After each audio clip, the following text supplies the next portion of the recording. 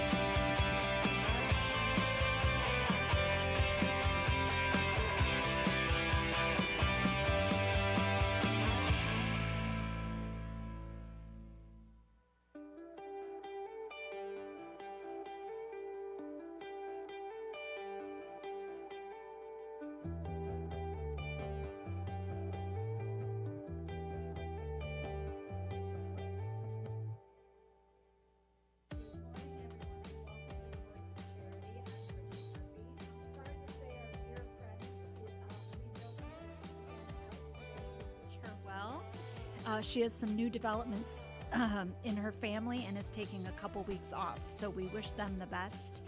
And we are very grateful today to spend some time, the third of 3 episodes we've had talking about mothers and Mother's Day fast approaching and the programs we provide at Catholic Charities that serve mothers and children. In part 1 of our 3-part series about mothers, we spoke with Constance Upton and Danielle Sloss, who supervise our home visiting team at Catholic Charities.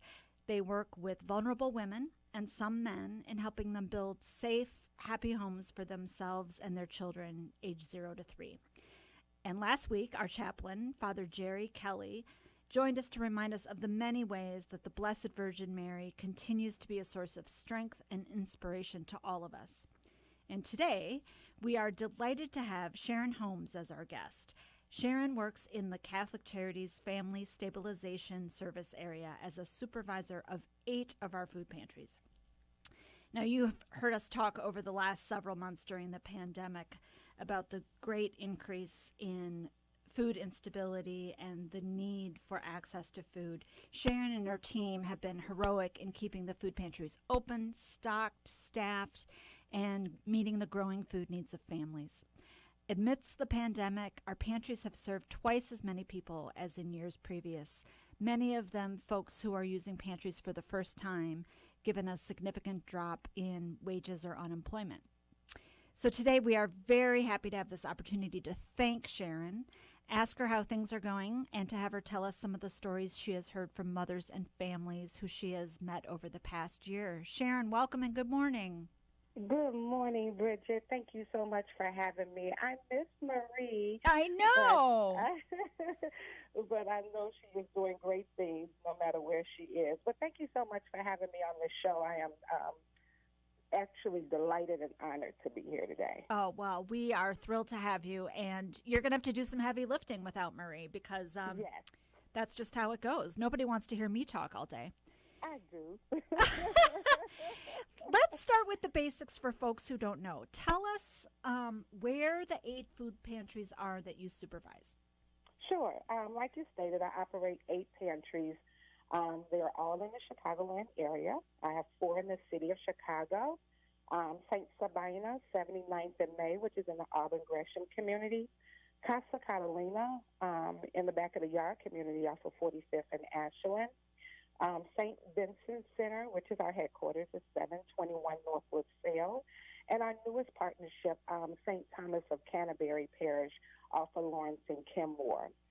Additionally, I have 4 in the suburbs, the Splains, which is our North and Northwest Region office, West Suburban, a.k.a. Cicero office, we call it, our West Regional office in the Austin, on Austin Avenue, and then St. Thomas Parish in Park Forest off of Orchard and Cherry Street, and St. Blaise Parish off in Summit off of 61st in Harlem.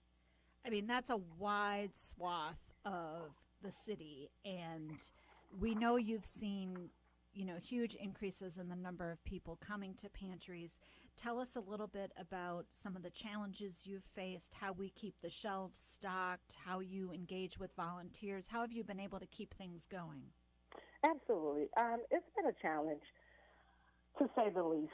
I've had my share of quote-unquote roundtable discussions through the very popular Zoom app. Our traditional way of doing our distribution in the pantry became impossible. Now we're doing drive-up, rain, sleet, snow, 90-degree weather. We've had our overhead door, and that's our dock area generally where we receive our deliveries. So we had those doors open to service the community. And to be honest, working with a skeleton crew, and that's only because you can only have so many people in the office because of COVID restrictions. We are still serving hundreds of clients, not only food, but those asking for help in all human basic needs area. COVID has stopped us from having face-to-face conversations with people, but it has not stopped us from smiling at one another, encouraging one another. Through our eyes, it still tells a story. And so I'm excited to say that the crew that I have right now, not only do I come in and I teach that, but it is so important that we give people what is needed with a smile. No matter the fact that we have our mask on, we can still tell what's going on through the eyes of others. Oh my gosh, as Marie would say, I love that. I mean, we talk so much on this program. It's not just about what Catholic Charities does, and it's a lesson for all of us in all the work we do. It's how we do it, right? There's what you say about the look in people's eyes. Your team is looking for that, right? Does this person need more than food? Is this an opening to sort of have a conversation? And we know our food pantries are often the first line of need, and that then folks, the more we get to know them and there's some trust, and maybe they've come a few weeks and they share a little bit more about their circumstances, and you and your very capable team are able to connect them. Tell us a little bit. This show is about moms, and we're going to get to the special women in your life a little later, but tell us about the moms you've seen or the stories you've heard from moms in particular during the pandemic. Yeah, Brigid, listen, before I became a supervisor, I took calls after calls for financial assistance right in the midst of the pandemic. Many of our moms are stressed and feel as though they are failures with having to make the decision to put food on the table and keep a roof over their family's head. The struggle is real. Yep. And if not for our organization or the organization like ours who fought to keep our doors open, and put the pieces together in order to help another sister or brother out is commendable. And so I applaud Catholic Charities as a whole for, again, all of the round table discussions via Zoom, that we went through in order to make things happen. And it's people like you, people like me, and people like Sharon Tillman, and people like Bob Haddocky that came together and said, listen, we still have to service the community no matter what's going on. Right. There's young mothers that are out there that are struggling on a financial level, whether they work, at a fast food restaurant or whether they sit behind an office desk. It is still difficult to raise children during this particular pandemic. We've never seen this before, not this era, never seen it before. So it's difficult to make choices and make sound decisions for those people who do need to work, still need to work and raise their young children. So it's been a challenge and it's been hard, but we have fought to make it happen, and we're doing the best that we can. And I think that they are satisfied with some of the work that we're doing. Oh, I think that's an understatement. Thanks, Sharon. We'll be back in just a moment. We're going to take a quick break here on The Voice of Charity, and then we'll talk more with Sharon Holmes. Thank you.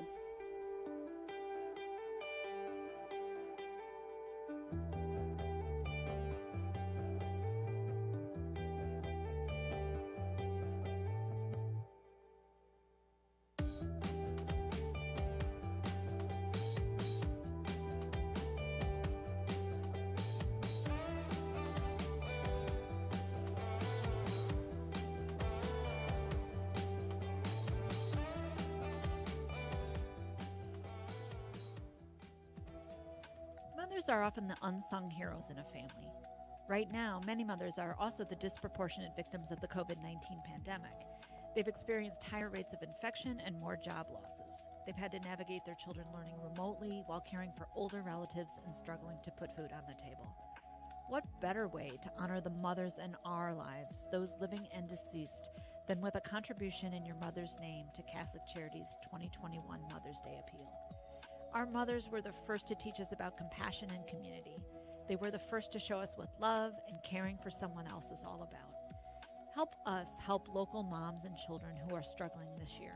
Please give generously at CatholicCharities.net.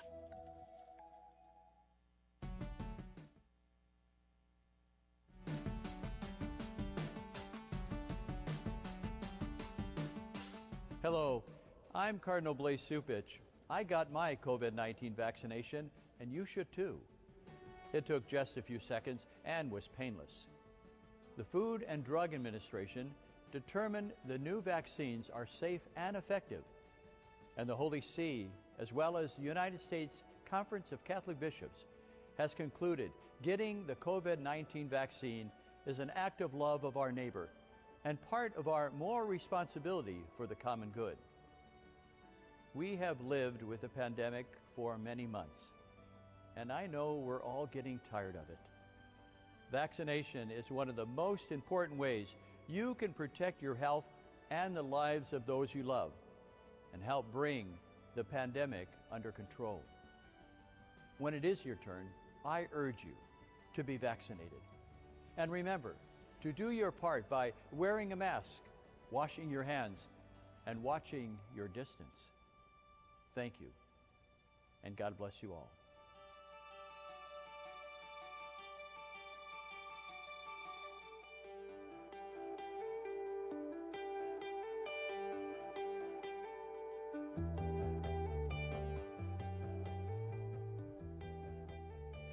Welcome back to the Voice of Charities, Brigid Murphy, and we are fortunate this morning to be talking with Sharon Holmes, who works in Catholic Charities Family Stabilization Department as a supervisor of our 8 food pantries, who are serving really just a stunning number of folks amidst this pandemic.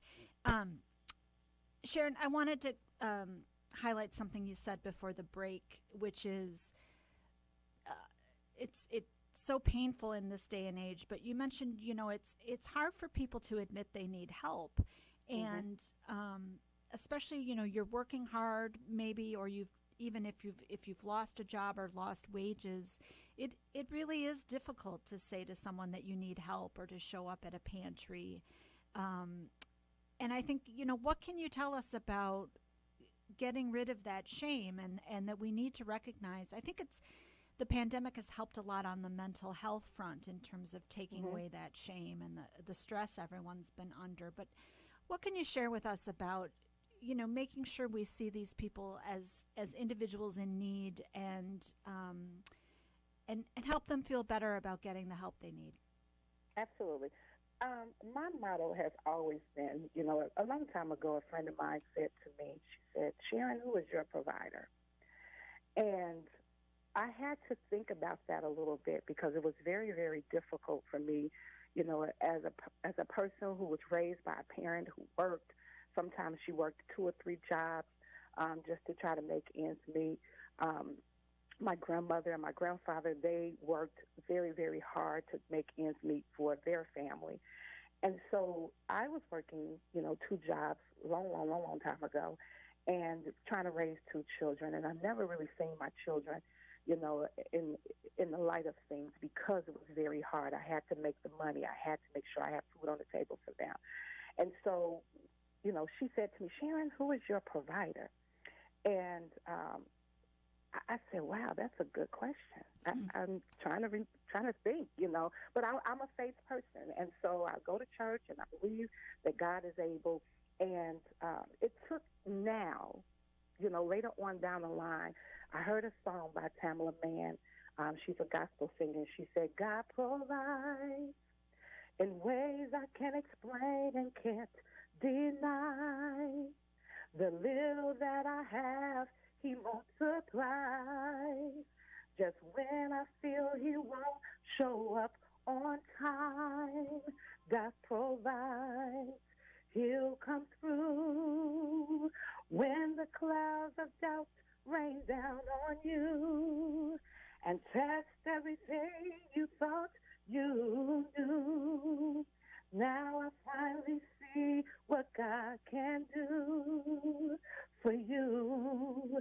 So tonight, close your eyes, there's no more need to fight. Watch God provide. And that holds true to my heart today, yesterday, and forevermore. And the things that I want people to understand is God will provide. There are things out there, ways out there, organizations out there. Don't be afraid to ask. We are here to assist and help Sharon, in any way. I did not know you had that singing voice. My word. Absolutely beautiful. Oh, thank you. But yes, God provides, but God provides through people like you and Yes. and all of us doing our part. So, oh my God, I don't know what to say. I'm so stunned by that beautiful rendition. So there's more to family. We've talked a little bit about this. There's more to family stabilization than food. So tell our listeners a little bit more about what else we provide to folks and how that sometimes works, where someone, might come in a few weeks in a row for some food and then share a little bit more about their situation. Walk us through a client who, started off just getting food and then maybe got connected to some other services. Absolutely. Well, family stabilization is definitely an organization or a program that offers human basic needs. So we do financial assistance. Sometimes we're helping, a lot of times actually, we're helping those people who need transportation to and from work. We, do a lot of in-house things, so like clothing and, personal items, things of that nature, sometimes some household items, things of that nature, things for people need to get started. And so what happens is that our pantry is the lines are, remarkable. And a lot of people come in and say, hey, I need food, but I also need, and again, having that face-to-face conversation right now is kind of difficult. Right. However, we still manage to, take a number down. We'll give it to our team and we'll say, hey, this person is seeking XYZ. Please give them a call. This person is seeking this. We have 311 that we can go to when we need financial assistance, short-term help, and they'll connect them with a team member so that we can give them a call and offer some assistance to them. We've been working tiresomely. We have been working very, very hard, especially with the crew that we have right now. Again, this is a skeleton crew that we're dealing with, Right. and we're trying to service, the Chicagoland area as a whole with what we have. The difficult piece about that is that we really don't have the means to have as much face-to-face conversation, and that's what I miss most. Mm-hmm. I miss sitting in front of clients and talking with them about trials and tribulations, good, bad, ugly, and sad. I miss that.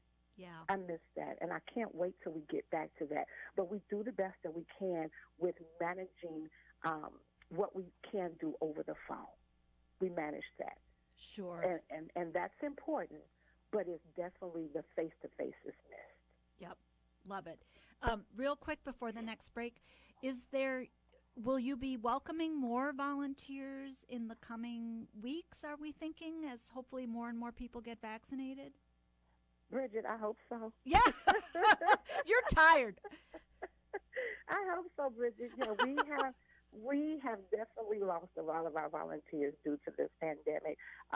But we want them back. So Yeah. y'all come on back now. You hear? Yeah, I love it. Come on back. All right, we're going to take one more quick break, and when we return, we'll talk more with Sharon Holmes. I can't wait. We're going to hear a little bit about her grandma, who I love. Oh. So we'll talk more in a bit. Thank you.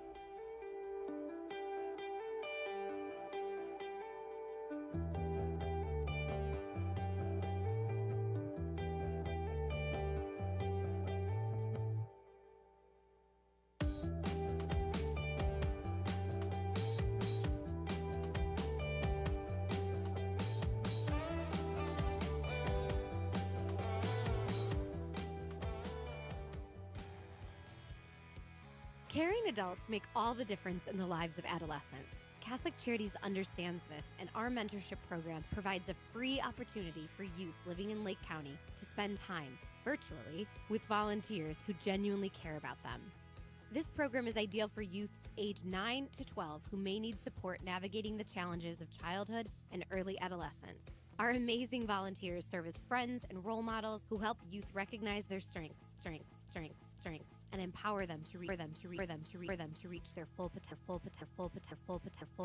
potential. Catholic Charities conducts a thorough background check on every volunteer, and our program coordinator closely monitors and supports each relationship. Mentoring is a fun after-school program that is totally different from remote learning. Virtual group sessions help youth enjoy fun activities with their peers, too. We're connecting youth with great role models. Join us today. To learn more, call 312-937-3375. That's 312-937-3375.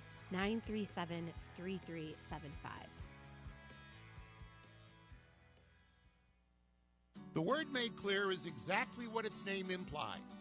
It's an easy-to-understand explanation of the Word of God, the Gospel. Hello, I'm Father James McElhone, Director of Biblical Formation for the Archdiocese of Chicago. I'd like to invite you to take our free online Bible study program by going to thewordmadeclear.org.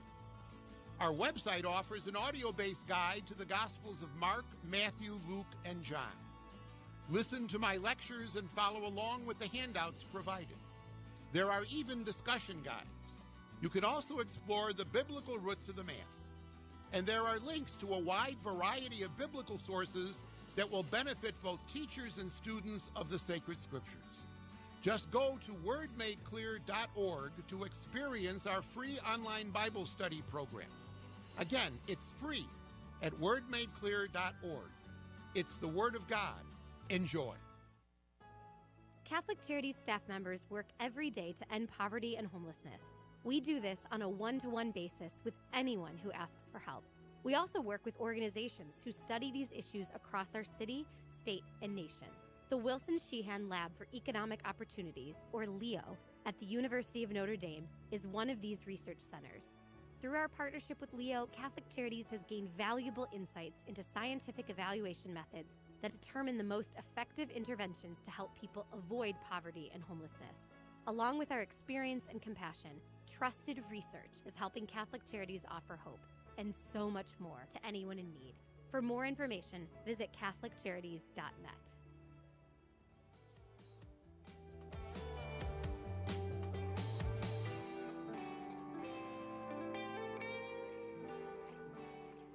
And welcome back to the Voice of Charity. This is Brigid Murphy talking with Sharon Holmes, who oversees Catholic Charities Family Stabilization Department, including our 8 food pantries.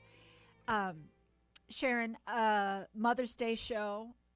We've, beyond mothers and grandmothers, there are strong and wonderful and empathetic women in all of our lives. But I was on a Zoom call with you where you shared a little bit about your grandmother. Mm-hmm. And I just loved what you had to say. So can you share a little bit about her and your mom and some of the women in your life? Absolutely. Listen, you wouldn't want to go to heaven without meeting my grandmother. My grandmother, she birthed 11 children, 10 girls and 1 boy, and still had enough energy to give her love to her grandchildren. Now, I'm special to her, mainly because I'm her oldest granddaughter and held that title for almost 10 years. The best 10 years of my life. No one could do my hair better than my grandma. No one could cook better than my grandmother. Nobody could hold my hand better than grandma. No one's lap when I was ready to go to sleep at church is better than grandma's lap. No one's peppermint. Let me tell you, grandma had the best peppermints. Now, she didn't make them, but whatever she had in her purse and she gave it to me, it was absolutely delicious. And I felt as if grandma was that person who made that peppermint. But no one could give us peppermint. And the list goes on and on and on. But, we are blessed to I still have my grandmother. She's 92 years old. Wow. She doesn't get us around as much, but the conversations that I have with her, the wisdom that she pours into me, especially, little small things that she remembered 30 years ago, 40 years ago, still lives on in my heart today. My grandmother remembered lots of things. Some things she forgets, but there's a lot of things that she do remember, and it really, warms my heart to know that she still remembers. That girl that held that title for 10 years. That's right, her favorite. Let's just say it. You're her favorite. I'm her favorite, yes. But is it your mom or your grandma who would always, there was a family down the street who needed something, and she'd make sure they were taken care of. Tell us a little bit about that. How I think you said she was a social worker without having the title. Yes, absolutely. Actually, both. My mom holds the title, and I want you guys to hear me out before you judge this. But my mom holds the title as the mean mother, right? She was the pillar for our block, the block that we lived on. And there's a poem. Years ago, I ran across a poem, and I read the poem just because I was in, a bookstore or something, and I was reading, and I said, oh, that's my mother. And the poem says, a mean mother never allows candy or sweets to take place of a well-balanced meal. A mean mother insists on knowing where her children are at all times, when their friends are, and what they do. A mean mother breaks the child labor laws by making her children work, washing dishes, making beds, learning to cook, and doing other cruel and unpleasant chores. A mean mother makes life miserable for her offspring by insisting that they always tell the truth. A mean mother produces teenagers who are wiser and more sensible. A mean mother can smile with secret delights and pride when she hears her grandchildren calling their parents mean. What the world needs now is more mean mothers. And that's what I call my mom, because my mom was, again, the pillar of the block. She did everything that she could do to help the children out on that block, even when they were in gangs. She was a den mother for my brother when he was a cub in the Boy Scouts. She, showed up at our school every day. Even if she worked 2 jobs, she showed up at our schools. She was a PTA, Parent Teacher Association member, and she fought to make sure we had a good education. And so I applaud my mother for being just that mean mother who took the time and instilled in her children to make sure that we had the best things in life. Oh, my gosh, what a perfect moment to end on. Sharon, thank you so much for joining us today. Your work and your stories, I love so much, and we appreciate your taking time out this morning to talk with us. And we ask, we try not to ask for donations on this show. It's about sharing community and about sharing the work.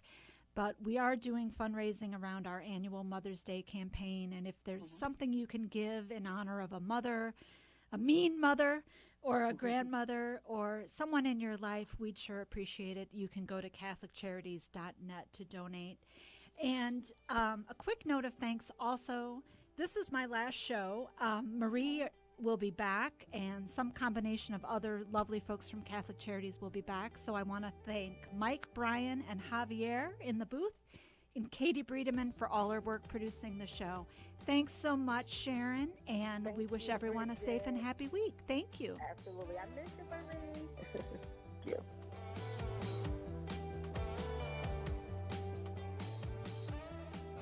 Join us every Monday through Friday at this time for Catholic Chicago. You can stream our programs live or listen to past programs by visiting our website, archchicago.org, and clicking on Radio TV. And please connect with Catholic Chicago on social media.